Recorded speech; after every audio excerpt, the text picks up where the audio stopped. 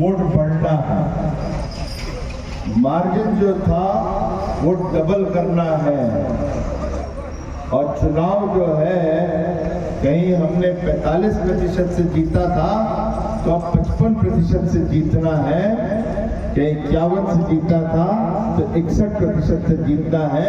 तो ये आदेश लेके हम भी निकले हैं और मैं पूरी उम्मीद करता हूँ कि यहाँ पर जो आप सभी वरिष्ठ लोग बैठे हैं, चाहे मंच पे हो या मंच के सामने या मंच वाले आपके सामने, यहाँ पे पता चला कि प्रधान भी हैं, ब्लॉक प्रमुख भी हैं। मैं पूरी उम्मीद रखता हूँ कि यहाँ पर हमारी जीत जो है वो 10% ज्यादा वोट पाकर डबल की जरूर होगी। ऐसी उम्मीद के साथ मैं यहाँ से जाऊंगा और आता रहूंगा। यहाँ पर बैठे हुए हमारे जिला अध्यक्ष जी जगदम्बिका लाल श्रीवास्तव जी, मेरे छोटे भाई जिला प्रभारी अजय सिंह गौतम जी, यहाँ पर आप सभी के प्रत्याशी लोकप्रिय जिनके ऊपर मोदी जी ने फिर विश्वास करके उनको टिकट दिया और मोहर लगाई, वैसे प्रवीण निषाद जी। और मेरा ये मानना है, ये जरूर है कि पहली दफे जब सांसद बना था तो गलत पार्टी से आया था, सांसद बना था तो वहां से खींच के तो मैं ही लेकर आया, मगर सांसद तो बना। कहीं भारत में हैट्रिक होगी मोदी जी की तो सांसद के रूप में कहीं हैट्रिक होगी वो प्रवीण निषाद की संत कबीरनगर में होगी। हमारे बीच में हम सब के आदरणीय लोकसभा संयोजक, जिनका मैं आज से नहीं, मेरे ख्याल से उत्तर प्रदेश की राजनीति के अंदर बहुत दिनों से उनका आदर और सम्मान करता हूं और उनकी बात का पूरा ध्यान रखता हूं। वैसे हमारे चौधरी साहब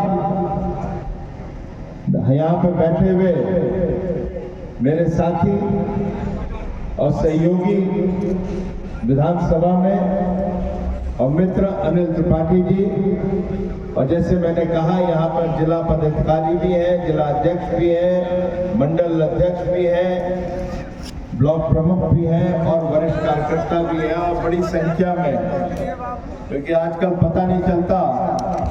जब मैं मीडिया का राष्ट्रीय कन्वीनर होता था, संयोजक होता था आदरणीय वेंकैया जी की टीम में, तो उस समय समझ आ जाता था कि मीडिया का कौन है और दूसरा कौन है, क्योंकि आजकल मोबाइल से ही सब कार्यक्रम चल जाते हैं। तो मैं उम्मीद करता हूं जितने भी यहाँ पे खड़े हैं वो अधिकांश मीडिया के ही साथी हैं, आप हैं मैं मानता हूं। मैं अपनी बात लंबी नहीं करूंगा क्योंकि बड़े मौके मिलेंगे, लेकिन ये जो चुनाव है, इस चुनाव के अंदर हम क्या सिद्ध करने निकले हैं। एक अलग है, टारगेट है 400 पार, लेकिन हम सिद्ध क्या करने जा रहे हैं। जो कार्यकर्ता है वो सिद्ध क्या कर रहा है, वो ये सिद्ध कर रहा है कि जो पीडीए का नारा देते हैं वो बहरूपिया हैं। उन्होंने कभी पीडीए के बारे में नहीं सोचा, खाली नारा दे के निकल गए। कहीं पीडीए के बारे में सोचा होता तो उन गरीबों का, क्योंकि पीडीए जो है एक प्रकार से गरीब वर्ग ही है, उनकी चिंता करता। और कहीं चिंता करते तो ये आवश्यक नहीं था कि मोदी जी आते हैं और योगी जी आते हैं तो 55 लाख छत बनती है, और मोदी जी आते हैं तो उनके थाली में अन्न पहुंचना शुरू हो जाता है और मोदी जी आते हैं तो गरीब जो है वो जब नल घर पे खोलता था या नल ही नहीं था, आज 1.5 करोड़ ऐसे परिवार हैं जहां पर उत्तर प्रदेश के अंदर उनके घर में जब वो नल खोलते हैं तो शुद्ध पानी आता है। और ये कार्य अभी रुका नहीं है, कुछ और भी हर गांव में बचे हैं, वहां तक ही पहुंचाना है। कहीं गरीब की चिंता होती पीडीए के नारा देने वालों को, तो उन्होंने क्यों नहीं सोचा, क्यों नहीं समझा कि आप जो बैठे हो, जो पहले 5 केडीए में बैठे थे, मुख्यमंत्री थे या सांसद थे या विधायक थे या ब्लॉक प्रमुख थे, आप लोग परिवार के लोग, क्या आपको नहीं लगता था कि आप इलाज करवाने मेदांता जाओगे या पीजीआई जाओगे तो ये जो गरीब है वो क्या सरकारी अस्पताल तक ही रुक जाएगा? उसको क्या बीमारी नहीं होती है? उसको क्या आवश्यकता नहीं होती कि वो भी अपने घर वालों का इलाज जाके मेदांता और पीजीआई में करवाए? क्या आवश्यकता पड़ेगी? कि पीडीए के नारा देने वालों को यही सोच थी तो मोदी को आकर आयुष्मान कार्ड का जो स्वास्थ्य बीमा योजना है वो 5 लाख की वो देना नहीं पड़ता।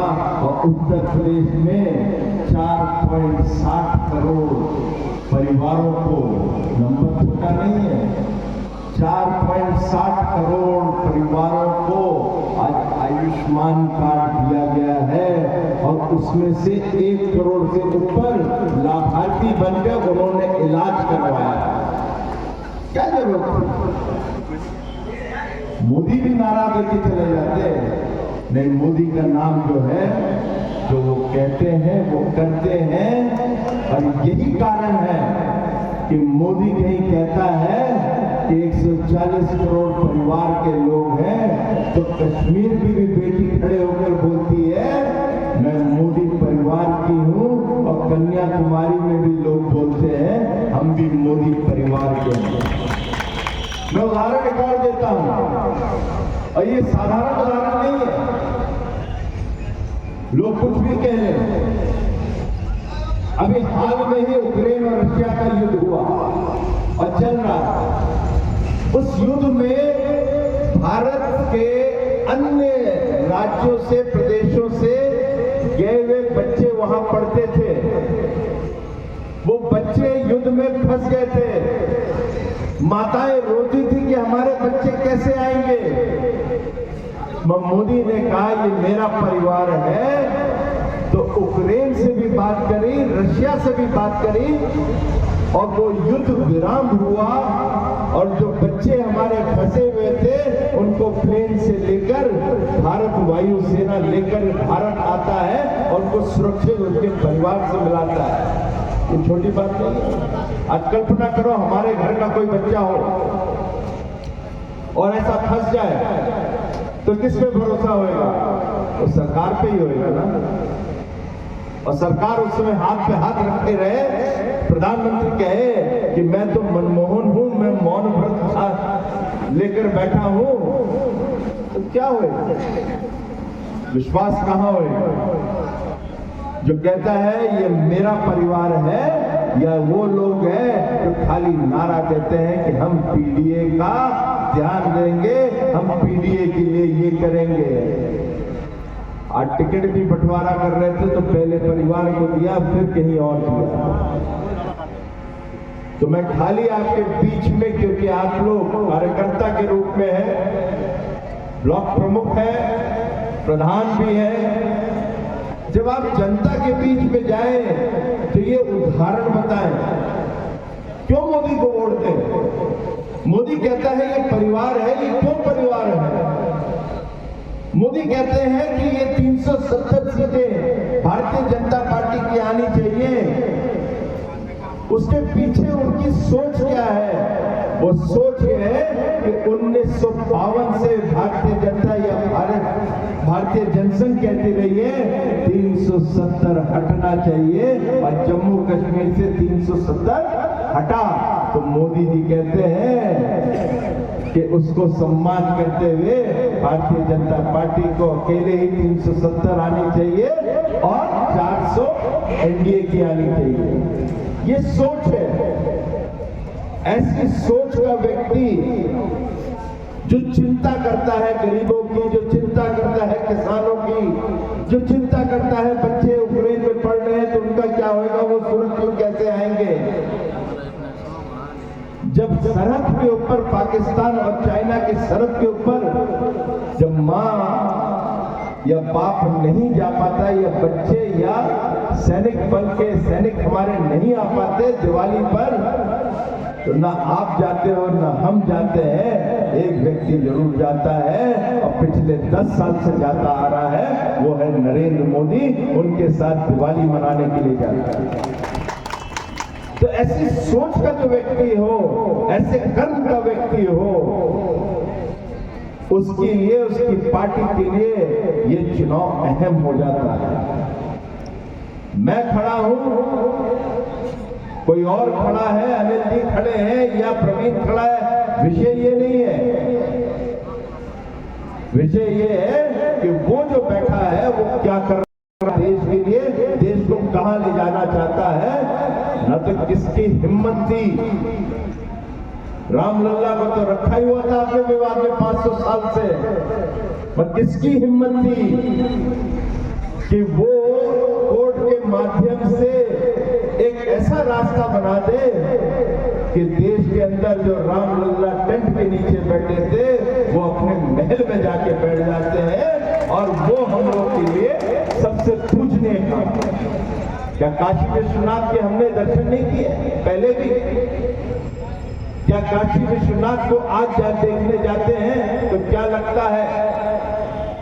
और नंदी भगवान तो बैठे ही हैं, वो भी कहते हैं जब कॉरिडोर बन गया तो नंदी भगवान कहते हैं रामलल्ला भी घर पहुंच गए तो मैं भी क्यों ना कुछ करूं, तो ज्ञान वापी का भी रास्ता खुलने लगता है।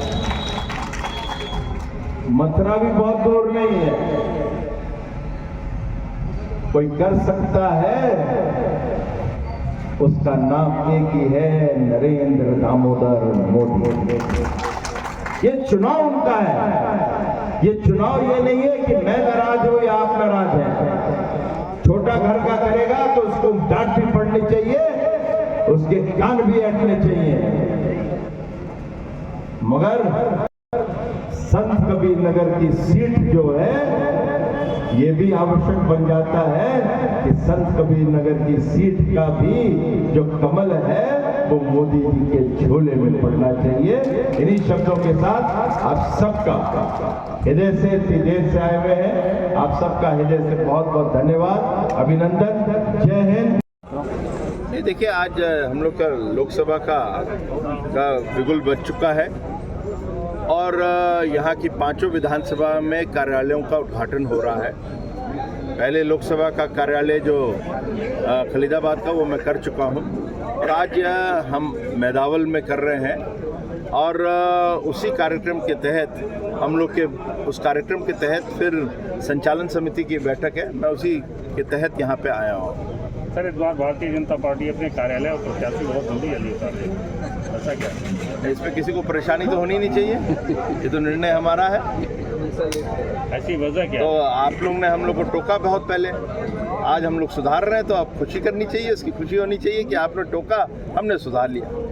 देखा है जो प्रत्याशी आपने उतारा है, इनका विरोध भी है कैसे? तो देखिए, ये विरोध जो कोई भी व्यक्ति होता है, मैं भी 2 दफे का जीता हुआ हूँ प्रयागराज से, तो मेरे यहाँ भी कुछ ना कुछ होता है, जब कुछ ना कुछ होता है, मगर जब हम सब निकलते हैं तो निकलते एक लक्ष्य के लिए है, और लक्ष्य जो है वो बड़ा है, और लक्ष्य जो है वो है नरेंद्र मोदी जी को फिर से हम लोग ने 3री दफे उनकी हैट्रिक मनाते हुए उनको फिर से देश का प्रधानमंत्री बनाना। जितने गांव इन्होंने गोद लिए थे सर, एक भी गांव में आज तक एक पैसे का विकास नहीं हुआ। ऐसा नहीं है, हर गांव में हुआ है, पूरे उत्तर प्रदेश में हुआ है, मगर कभी कभी हम लोग चीज़ों को याद करने में थोड़ा सा ध्यान देंगे तो याद भी आ जाता है।